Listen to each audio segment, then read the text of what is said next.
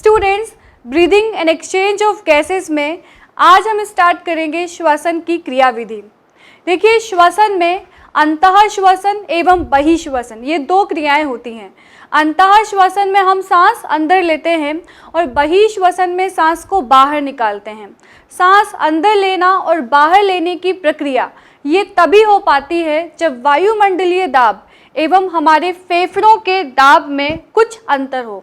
इसके लिए हमें दाब प्रवणता निर्मित करनी पड़ती है, एक प्रेशर ग्रेडियंट बनाना पड़ता है, तभी गैसों का अंदर और बाहर आना जाना हो पाता है। तो जब बाहर का वायुमंडलीय दाब ज़्यादा हो और हमारे फेफड़ों का दाब कम हो तो अंतः श्वसन की प्रक्रिया होती है, और जब हमारे फेफड़ों के अंदर दाब ज़्यादा हो और बाहर का वायुमंडलीय दाब कम हो तो बहिश्वसन की प्रक्रिया होती है। तो इस प्रकार से यहाँ पर श्वसन होता है और श्वसन के लिए दाब प्रवणता निर्मित करना आवश्यक है। जब ये श्वसन की प्रक्रिया होती है तो श्वसन में, जैसा मैंने आपको बताया, अंतः श्वसन एवं बहिश्वसन। अंतः श्वसन जिसमें इंस्पायरेशन होता है और यहाँ पर इंट्रापल्मोनरी प्रेशर ये कम होगा और एटमॉस्फेरिक प्रेशर ज़्यादा होता है। और इसके ठीक अपोजिट जब मैं एक्सपायरेशन की बात कर रही हूँ तो इंट्रापल्मोनरी प्रेशर यहाँ पर ज़्यादा है और एटमॉस्फेरिक प्रेशर कम है, तब जाके अंतः श्वसन एवं बहिश्वसन हो पाता है। अब नेक्स्ट हम चलते हैं कि श्वसन की क्रियाविधि में जब हम इंस्पिरेशन करते हैं और एक्सपिरेशन करते हैं तो हमारे डायफ्राम के मसल्स में, हमारे इंटरकोस्टल मसल्स में क्या चेंजेस आते हैं। तो ये एनसीईआरटी का डायग्राम यहाँ पे दिया हुआ है और बताया हुआ है कि जब हम इंस्पिरेशन करते हैं, सांस को अंदर लेते हैं, तो कॉन्ट्रक्शन होता है डायफ्राम के मसल्स में। जो डायफ्राम की मसल्स है उसमें कॉन्ट्रक्शन होता है और एक्सटर्नल इंटरकोस्टल मसल्स में यहाँ पर कॉन्ट्रक्शन होता है। तो दो मसल्स में कॉन्ट्रक्शन की प्रोसेस होती है, ये आपको ध्यान रखना है, क्योंकि मेजर रोल जब हम इंस्पिरेशन करते हैं और एक्सपिरेशन करते हैं तो मेजर रोल होता है डायफ्राम की मसल्स का और इंटरकोस्टल मसल्स का। तो डायफ्राम की मसल्स और एक्सटर्नल इंटरकोस्टल मसल्स में कॉन्ट्रक्शन होगा, यहाँ पर संकुचन होगा और जिसके वजह से एंटीरियर पोस्टीरियर एक्सिस ये इंक्रीज होता है। अब एंटीरियर और पोस्टीरियर एक्सिस क्या है इसे हम समझेंगे।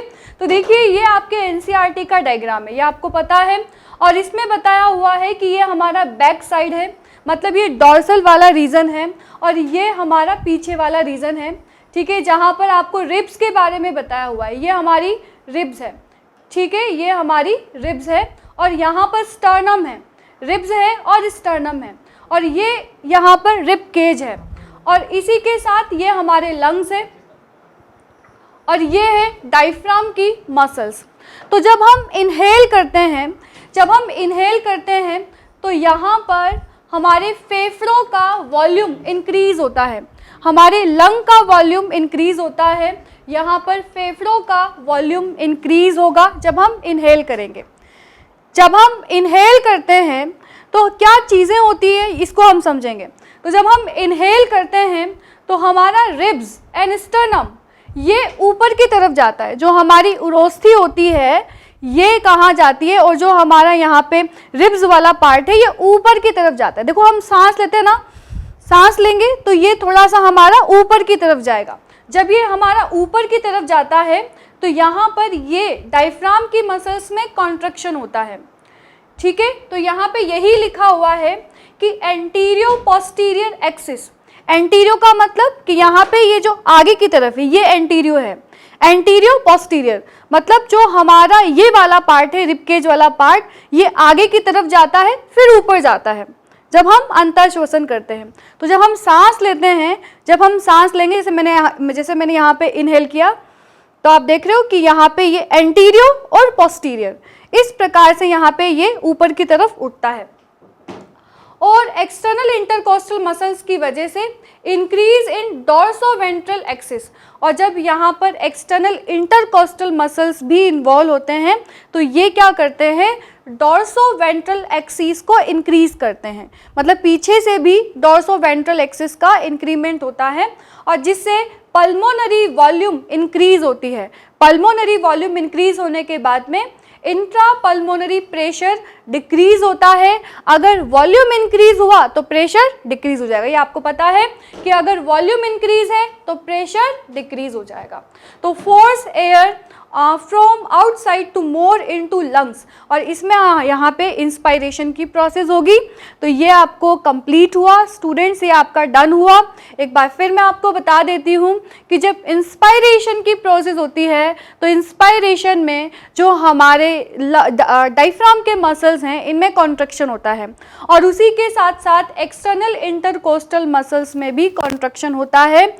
जब इन दोनों में कॉन्ट्रैक्शन होता है तो एक तो हमारे आगे की तरफ, ठीक है, आगे की तरफ एंटीरियो पोस्टीरियर, ठीक है, एंटीरियो पोस्टीरियर, यहाँ पे जो हमारा रिबकेज होता है वो ऊपर की तरफ जाता है, ठीक है, स्टर्नम ऊपर की तरफ जाता है और पीछे की तरफ बात करें तो डोर्सो और वेंट्रल एक्सिस में इंक्रीज आता है, जिससे कि पल्मोनरी वॉल्यूम में इंक्रीज होता है बट प्रेशर कम होता है।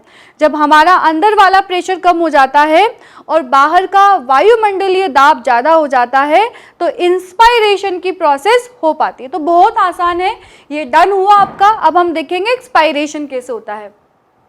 एक्सपायरेशन की बात करें तो डायफ्राम जो होते हैं, हमारे जो मसल्स होते हैं वो वापस उसी नॉर्मल पोजीशन में आ जाते हैं।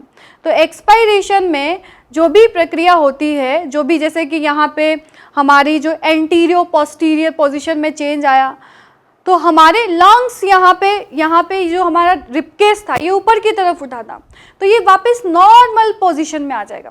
जब वापस नॉर्मल पोजीशन में आ जाएगा तो क्या होगा, रिलैक्सेशन का मतलब वापस नॉर्मल पोजीशन में आ गया। तो डायफ्राम और एक्सटर्नल इंटरकोस्टल मसल्स में क्या होगा कि decrease in anterior posterior axis, आप डिक्रीज की जगह ये भी लिख सकते हो कि वो वापस अपनी पोजीशन में आ जाता है। तो इसको हमने ये लिख दिया कि इंक्रीज से डिक्रीज हो गया, ठीक है। तो decrease in anterior posterior axis and decrease in dorsoventral axis, जिसकी वजह से वॉल्यूम में यहाँ पर वॉल्यूम में कमी आएगी और जब वॉल्यूम में कमी आएगी तो प्रेशर इंक्रीज होगा। यहाँ पे वॉल्यूम कम होगा, प्रेशर ज़्यादा होगा, जिसकी वजह से जो एयर है वो बाहर निकल आएगी। तो इस प्रकार से यहाँ एक्सपायरेशन की प्रोसेस होती है। तो ये मोस्ट इम्पॉर्टेंट प्रोसेस थी और यहाँ से क्वेश्चन बनता भी है, इसीलिए हम इसको आगे और समझ रहे हैं।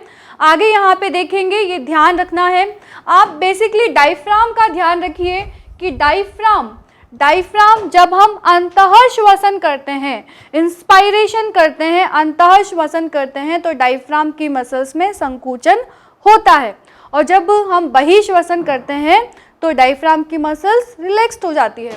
तो देखिए संकुचन, अंतः श्वसन, रिलैक्स कब हुई, जब बहिश्वसन हुआ। उसी प्रकार से जब हम बलपूर्वक बहिश्वसन करते हैं, बलपूर्वक हम हमारी सांस को बाहर निकालते हैं तो उदर पेशियों का यहाँ पे रोल होता है, जो हमारी उदर की मसल्स होती हैं उनका रोल होता है, ठीक है। अब हम आगे चलेंगे कि अंतः श्वसन एवं बाह्य श्वसन की जब प्रक्रिया होती है तो क्या क्या चेंजेस आते हैं।